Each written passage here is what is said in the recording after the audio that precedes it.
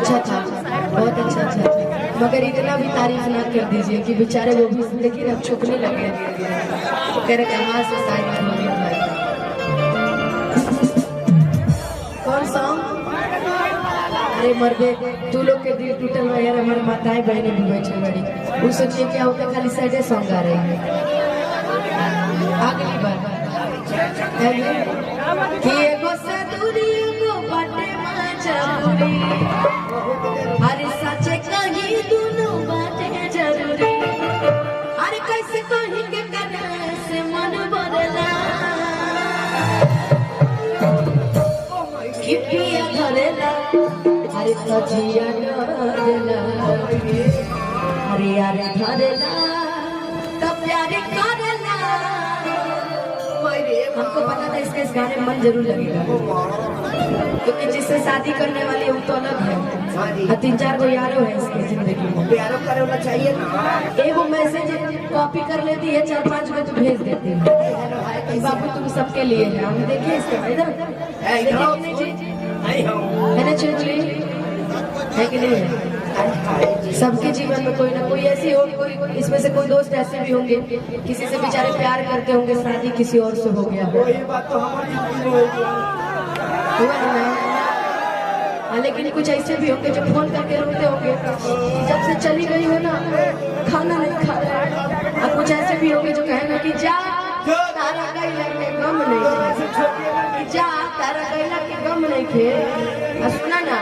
जब दूसरे के मिलल भी अभी तो तारा से कम नहीं। कुछ ऐसे भी होंगे भाई कि हम अपनी जिंदगी क्यों बर्बाद करें, जब तुम घर बसा सकते हो तो हम नहीं बसा सकते। अब कुछ सच्चा प्यार कर बैठते तो जीवन भर रोई करते हैं। उनको ऐश्वर्या राय भी लाके दे दीजिएगा ना जी, तो भी उनको अपनी वही रेलवे मंडल से वही बात है कि एगो से दूरी एगो बाटे मजबूरी, अरे सच्चे कहीं दोनों बाटे जरूरी, कि कैसे कहीं की कदा से मन बदला। मान के चलिए कि इधर आपके पिया जी लोग हैं, इधर पीछे जितने हैं सभी आपके यार लोग, आई बीच में ही पब्लिक जनता सब जानते हैं, कैमरा वाले जेठ बसु कि पिया धरेला तजिया डरेला,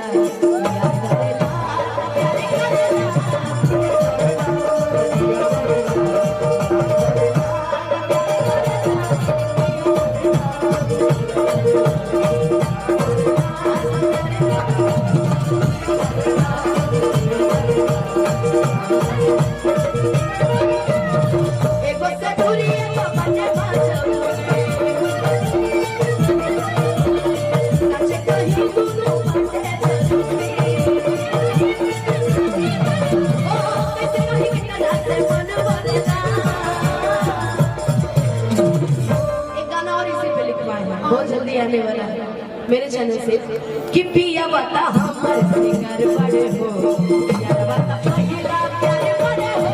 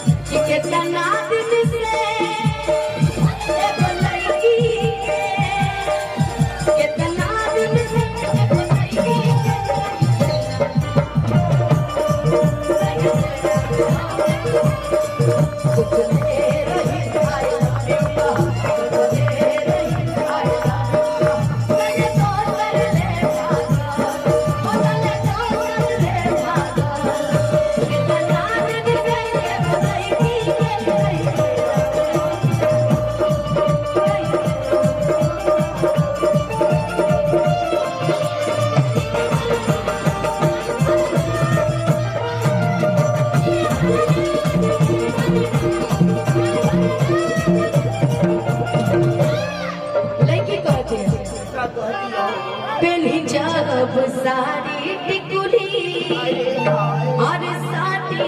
लीलार राम का अरे मेरा है तो न चेहरे अरे भैया हमारे चाहिए थे कि पाकर पिया में बाटे नरजीरा धारे त छोड़े नहीं अरे करी के तनोर जीरा अब इसी को तरह झूम के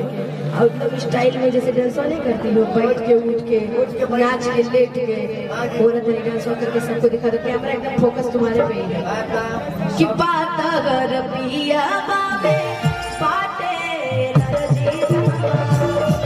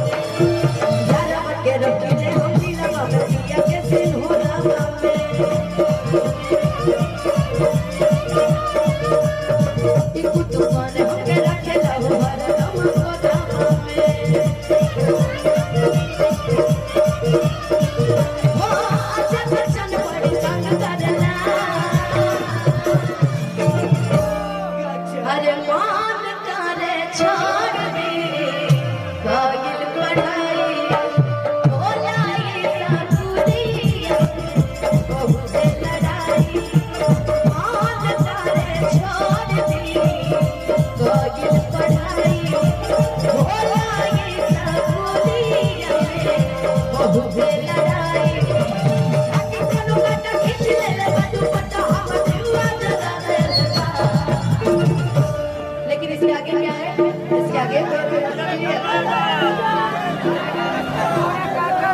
करा दे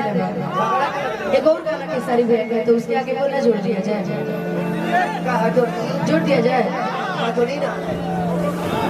कि देवर जब खूब सूरत बा यार के क्या जरूरत बा